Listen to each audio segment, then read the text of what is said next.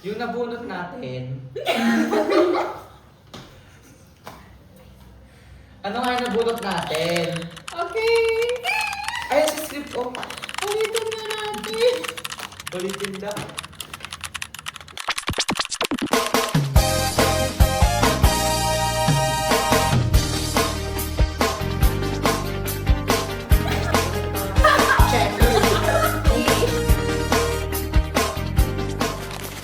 Hi everyone, everything! And welcome to Fact You! Yeah, where we celebrate Filipino identities by exploring the cultures, traditions, and of course, indigenous people in our country. If you think culture is boring, don't worry! This video might just prove you wrong. Ayan, partner. So we're going to actually talk about Manobo ethnic groups, one of the most culturally diverse, culture-rich ethnic groups sa Pilipinas, of course, sa Mindanao. This episode is all about understanding, not judging, not stereotyping, but more of appreciating. Of course, but before that, let us introduce ourselves muna, partner. Ikaw muna. Ayan, Yes. so ako po si Koke.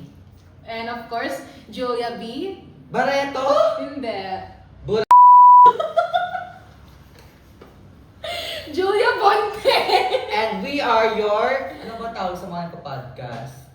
Podcast. Fuckers! We're your fuckers! So welcome to, once again, Fuck you!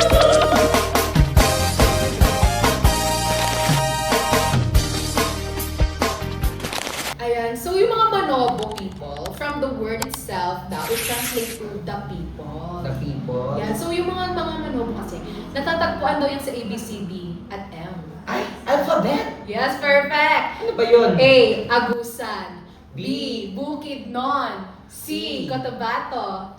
D. Davao. Ay.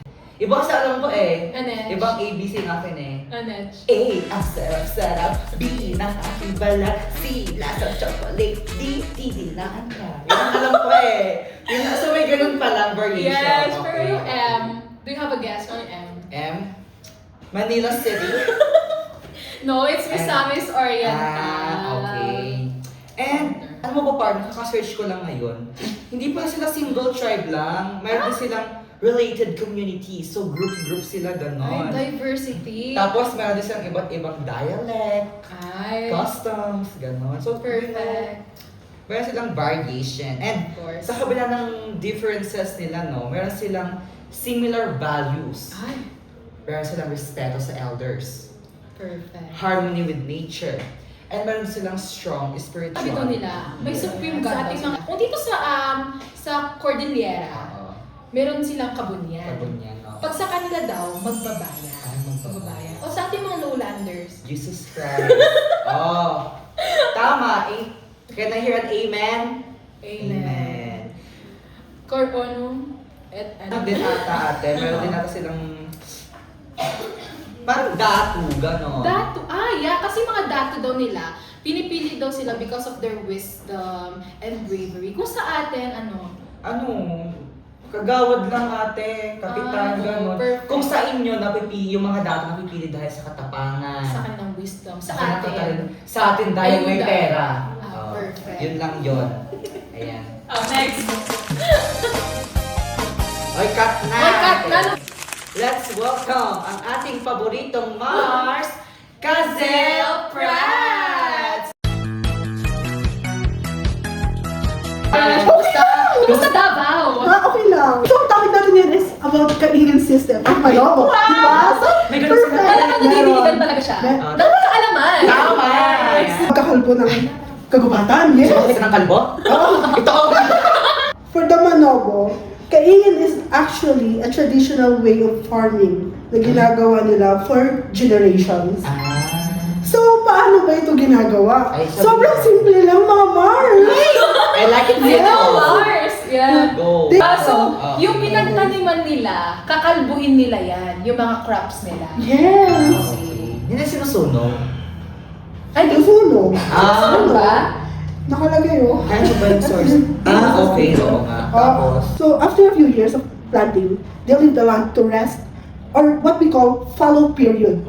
Parang Ibig sabihin, huwag ka na magsalita ma, binibigyan chance ang lupa na mag-recover. Bago tayo ulit. Yes. Okay. That shows na may respect sila sa nature. May aftercare.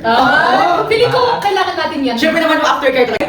Alam mo, saan ko na yung mic mo? Kaya Adeldo. Kaya Adeldo talaga yan. Shout out ko kay Adeldo. Shout out kay Adeldo. Fan mo ako. Fan mo ako talaga. So, that's our IKSP Number number 1. Shine together, told you I'll be here forever. Said I'll always be your friend. Diamonds in the sky, shine bright like a diamond, shine bright like a diamond. Let's welcome our next guest, Rihanna. So, Manobo customary law centers on elders or datus and the restorative justice and rituals for conflict resolution. Ay, so may fight din pala. Yeah. First, leadership and justice. So, yung mga tribal leaders, they call datus and elders. Sila yung nag-guide ng mga process. Ini-ensure nila yung na i-accept ng community yung magiging verdict.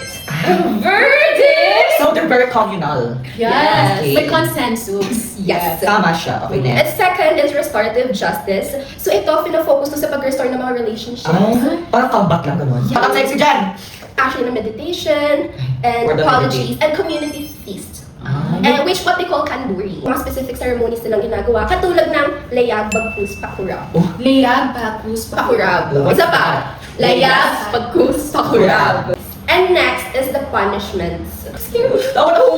Punishments includes payment to the aggrieved, public shaming, or banishments. Yeah. So actually, we can already conclude na ba na Manobo people prioritize restoring relationship than punishment. Diba?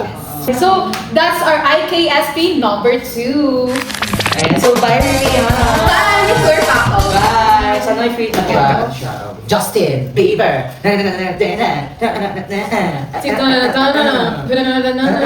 And so, part Yun, ang baon ko lang for today is about forest conservation and spiritual beliefs. Yung mga multo natin. Ikaw ba, may multo ka? hindi na makalaya. Ano meron sa Manobo sa forest conservation and spiritual belief? So, ano practices nila doon? They have rituals. Ooh. Yes. May mga rituals sila. Bawal kang manira ng mga natural resources kasi magagalit sila. Preserve. Since Yes. they believe na may mga nakatirang spirito sa nature. Bawal natin sira. Yes. Kasi syempre naman, Ano mangyayari pag na-offend ba yung mga spirito nakatira doon? They believe na kapag na-offend yun, they bring harm. Manobo people believes na yung nature daw, yung surroundings, environment, sacred sites na kasi Yes. may nakatirang mga yun spirito. lang kasi meron silang harmony with nature. Yes. They take care mo daw kasi yung environment. Nire-reciprocate nila yun. Ay, reciprocate. Yes. I love With it. what? Prosperity? Yes. And abundance. Exactly. Dapat parang tayo i-adapt yung practices ng ating mga taga-Manobo people na Yes. alagaan natin yung nature natin. Okay, thank So, you. So thank that's you. our IKSP number 3. Thank you, Justin Thank Bieber. you. Thank you. Kumusta mo ang asawa natin? Sige na go. So, ano bang baon mo? Chappy. Ayun na. Kiri. Pag-uusapan na naman natin yung ritual healing process ng mga Manobo. Ay, perfect. Yung mga Manobo, they always practice, they always believe in herbal medicines, ganyan. Kung sa kanila nga, minsan yung, alam mo yung betel nut, alam mo yung mama? Minsan, Okay. sometimes nag-offer pa sila yung sacrifice sa mga hayop, ritual, they're doing ritual just for Nag-butcher. healing. Para mag-heal. Para mag-heal. Okay, tapos. Big mo yan. Ano? Ano? May sakit ka, eh? Sakit siya ko, may sakit siya ko. Yung role ng mga babaylan sa kanila. Ano ba lang doon? Oo, Okay. yung mga takpan doon yung takpan doon Famous sila, famous. Famous sila Okay. doon. Mga babaylan talaga, kahit lalaki o babae, ano lang talaga, nakikipag-connect sila sa spirit world para, Para mag-heal. Para mag-heal yung pero si person, gumagamit talaga sila ng tobacco, ng wine, ng fruits, ng leaves, para lang gumaling yung tao na yun. At Manobo people, pag nagkasakit sila, magko-consult sila sa isang babaylan, Oo. spiritual leader. Oo. Tapos, may sinasagot silang ritual. Anong ritual yun? Anong tawag doon? Wala sa script yun. May chance din sila. Ayun. May tud on. Tudong. Kasama. Pala. Alam mo yun, yan yung tinatawag na tudong. Alam ko pala yun. Ay. Pinag-aralan namin yung Raven. So yung ritual na yon tinatawag na binuyuhan. Yun yung ano. Yun yung sinasabi mo na nagpe-prepare na sila ng betel leaves Yun. at tobacco. Yun pala yun, guys. Yun na naman pala eh. Sige. Tapos, Yun lang. pero if you want to know more, mag-search Search ka. na. Diba? Dahil isa ka fucker. Diba? So, thank you for... Thank you so much, Ma'am Belden. Salamat. Shout out sa'yo, mama. And that's actually our last night takes before the Manobo people. Ayan. So, I hope na natuto kayo ngayon. Kasi syempre, dapat naman talaga natutunan tayo. Yeah, so, to conclude lang, partner, na Manobo people are really rich And culture. and Diverse. tradition. Diba? Ayun, so, I think, let's call it the day na lang. Talaga, pagod na ako eh.